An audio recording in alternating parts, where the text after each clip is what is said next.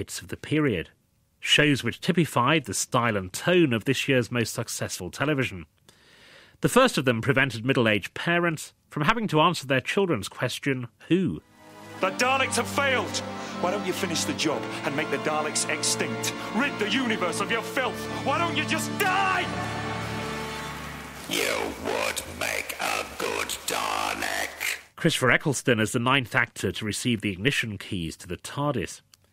Even his decision to leave after one series, fearing typecasting, didn't reduce the huge interest from viewers and newspapers.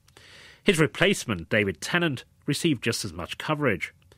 I talked to Russell T Davies about how the franchise was revived. One of the things it seems to me that you've done is to think through the implications more, perhaps, than they did at the time. So regeneration is an exhausting process and the Doctor has to take to his bed. It seems to me you've done that in the first series as well, pretty consistently. You've thought, what would this actually be like if this happened to you? Yes, it's treat it as real. Every time you come to a great big science fiction-y moment, to say, what would you really be feeling? What really happens if you see a great big invading fleet of aliens? Really, how scared are you? And it's a constant note in script meetings. And it's something we've learnt off the best American stuff. I mean, Buffy was so brilliant at taking all that horror stuff and grounding it in a school and saying, how do normal school kids feel about this?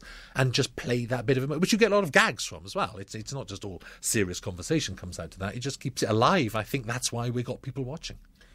The other thing that's now clear is going into the promotion of the first series, you knew that Christopher Eccleston was not going to do another series. Yes, we did, yes. Which we tried to keep quiet, obviously, because I still believe there were some children, especially watching that last episode, who didn't know what was about to happen. But once again, the tabloids, you've had it, really. It's very interesting being in a sort of post-Hutton BBC where you sort of think, you have to answer press questions honestly, because I want to lie. I want to sit there going, well, what regeneration? I've got no idea what you're on about. And even with Doctor Who, you find that actually you're not allowed to lie.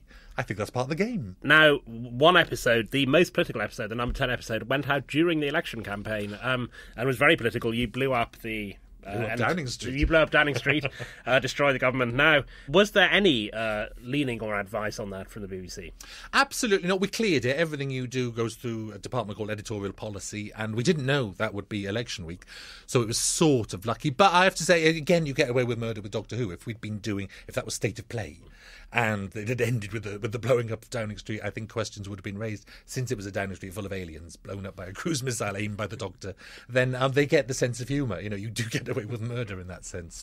Russell T Davies, who was partly responsible, says critic Emily Bell, for the most surprising story of the year in broadcasting, the return of universal viewing. There was a very kind of profound, political, satirical message in